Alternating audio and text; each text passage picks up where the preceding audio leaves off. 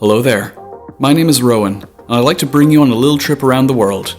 In this week's episode, I'll be showing you around some of my favourite places in Tokyo, from the famous landmarks to the hidden secrets. There's a lot to explore, so sit back, relax, and let's dive right in.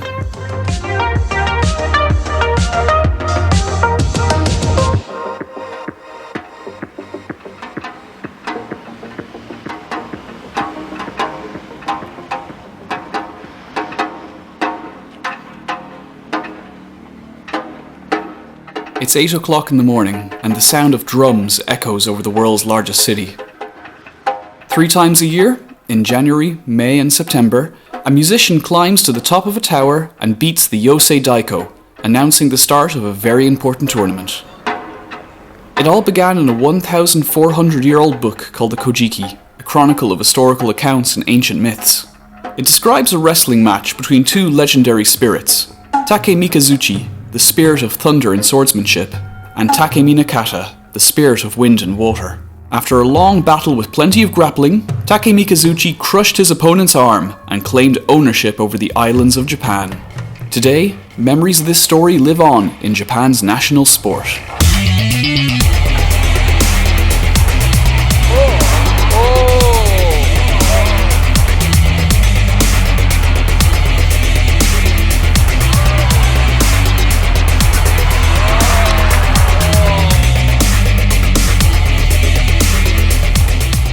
This is the Kokugikan, Japan's national sumo wrestling arena. The sport itself is highly ritualized. The ring is purified with salt, the referee is dressed like a Shinto priest, and the doyo canopy is designed to look like a shrine. Each bout may only last a couple of seconds, as wrestlers collide and try to force each other out of the ring. Between the division matches, spectators can visit the museum and try the chanko nabe, the main meal of a sumo diet. Keep in mind, sumo wrestling is very popular and you'll want to arrive very early in the morning to beat the queue. By the end of the day, a sumo performs the traditional Yumitori Shiki dance and the sky turns dark.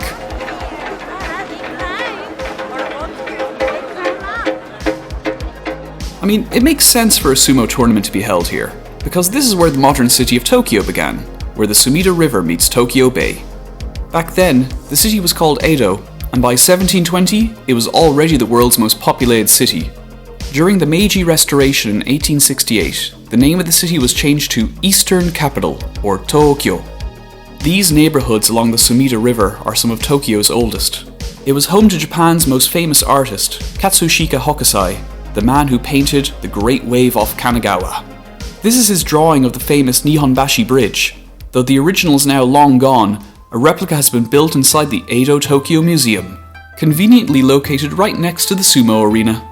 Walking through the reconstructions, you really do get a sense of what life would have been like for your everyday citizen during the Edo period.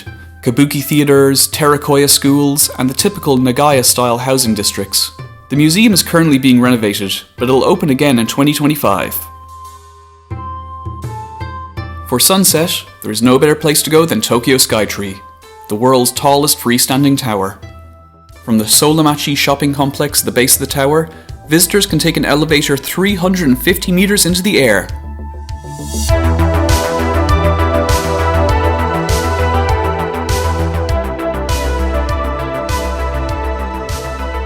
Check out that sunset. A city of 40 million people living beneath the shadow of Mount Fuji. The highest observation deck is at 450 meters and often holds special exhibitions. I was there during the release of a new Star Wars movie. It's a literal cloud city. The tower's broadcasting antenna reaches a height of 634 meters, or Musashi, which also happens to be the historic name of the surrounding area. If you're looking for a photograph of Tokyo Skytree, the best views can be found along the canal in Oshinari Park, reflected in the water of the Kita-jukan River.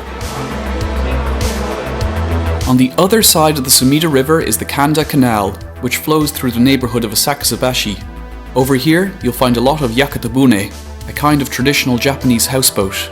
Some of them are floating homes, others are adorned with paper lanterns and offer an evening cruise with plenty of drinks and entertainment. Most of these end up in Tokyo Harbour, where there are some spectacular views of the waterfront. I have a real soft spot for Asakusabashi. It's like a floating metropolis, seeing the narrow canal flow between the tightly packed office buildings, but it also has a very quiet and reflective atmosphere. A lot of the places in this video are often filled with international visitors, and it's easy to feel like just another tourist. Sometimes it's just nice to unplug and enjoy the silence. The Kanda Canal shares its name with the nearby Kanda Myojin shrine, where a popular festival is held every May. It also contains a memorial to a famous Japanese literary character, a police detective named Zenigata. After the end of World War II, a series of contraband markets appeared in the area, selling surplus equipment from both the Japanese army and the US military bases. These clusters of roadside stalls, known as yami-ichi, sold everything from nylon to cigarettes, eventually moving on to radios and computer hardware. One of these electronics markets along the Kanda Canal became known as Electric City. Today, the roadside stalls have evolved into department stores and are filled with all kinds of high-tech gadgets, video games, and manga comics.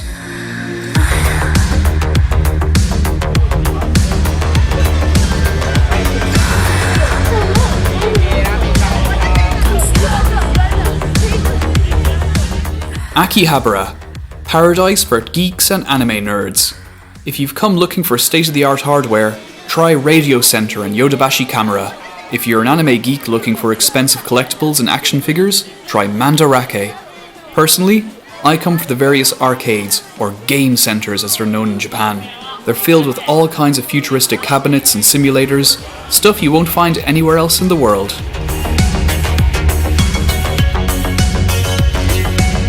But for the older retro arcade games, head to the top floor of Super Potato. That's where you'll find classics like Street Fighter and Samurai Showdown.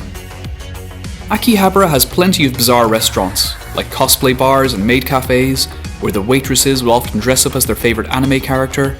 But when I need to unwind in Akihabara, I like to head to a very different type of cafe.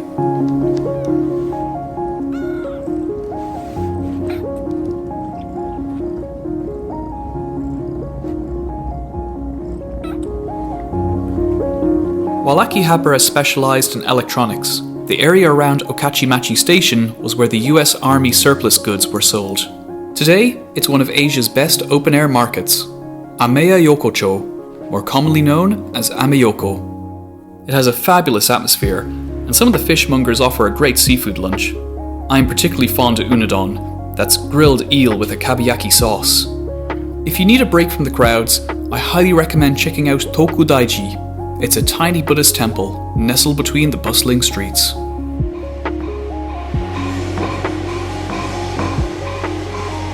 Just a 1-minute walk north of Ameyoko Market is Ueno Park, home to Ueno Zoo, famous for its cuddly pandas. Originally, this whole area belonged to Kanneiji, an old Buddhist temple. A lot of these religious buildings can still be found in Ueno Park, including the remains of a giant Buddha statue more than 6 meters tall. The statue was destroyed in the devastating earthquake of 1923, the deadliest in Japan's history in terms of death toll. Much of old Tokyo was lost. Now only the head remains, and students will often rub the face for luck before their university entrance exams. The park is also home to the Tokyo National Museum. Sure, there are the usual treasures you'd expect to find, samurai armor and painted screens, but personally, I loved learning about Japan's ancient history. These dogu figurines are from the prehistoric Jomon period, nearly 3,000 years ago, and these are haniwa, more than 1,500 years old.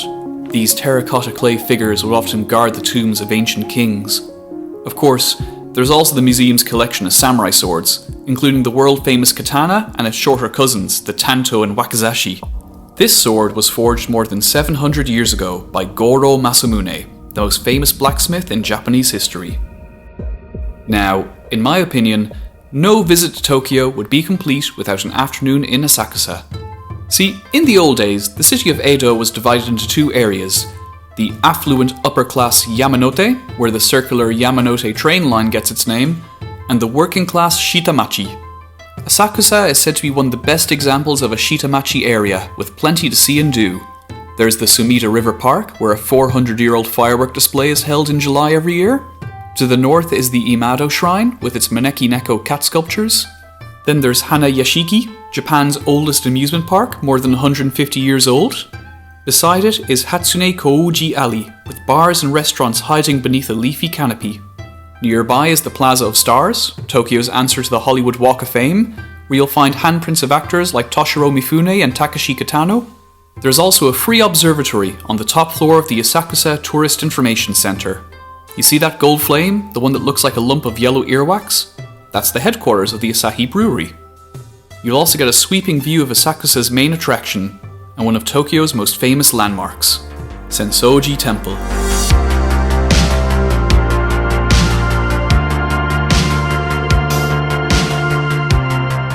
Established in 645 AD, Senso-ji is the oldest temple in Tokyo and contains a golden statue of Kannon, the Buddhist deity of mercy and compassion. According to legend, the statue was discovered by two brothers, Hamanari and Takanari, while they were fishing in the Sumida River. The brothers, along with the temple's founder, are enshrined next to the golden statue. The entrance is marked by the Kaminari Mon, or Thunder Gate. Standing guard at the gate are a pair of guardian statues, Fujin, Lord of the Wind, and Raijin, the spirit of thunder and lightning. Through this gate pass devout pilgrims and curious tourists, so you'll often see Buddhist Junrei staffs alongside selfie sticks. One such pilgrim was Konosuke Matsushita, founder of the Panasonic Corporation. He financed the reconstruction of the Thunder Gate and donated the famous dragon lantern. And since I'm filming this on a Panasonic camera, I guess I owe my YouTube channel to this lantern's creator. On the other side of the gate is the Nakamise Dori, an avenue lined with various souvenirs and ice cream shops. From kimono robes to omamori amulets to Pokemon figurines, it's a great place to do some people watching. Next comes the Hozomon, or Treasure Gate. Why is it called the Treasure Gate? Because the upper floor contains a library of sacred writings and Buddhist scripture. Next comes the courtyard, where pilgrims gather around the Jokoro, or incense burner. The purifying smoke is said to have a healing effect on the body and mind. Nearby is the 5-story pagoda, another icon of Tokyo City. Inside the main hall, you'll find beautiful paintings on the ceiling, but you're not allowed to film or photograph the altar. You'll just have to see it for yourself.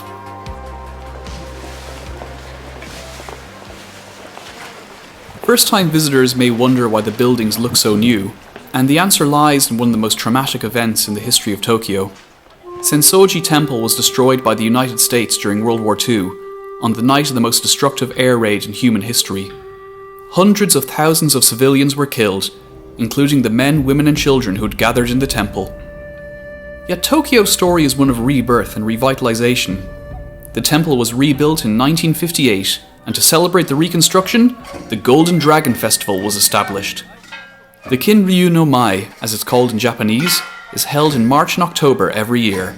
Visitors gather to watch an 18-meter-long dragon swim between the gates and pavilions, ending with a playful dance where the dragon chases a golden ball.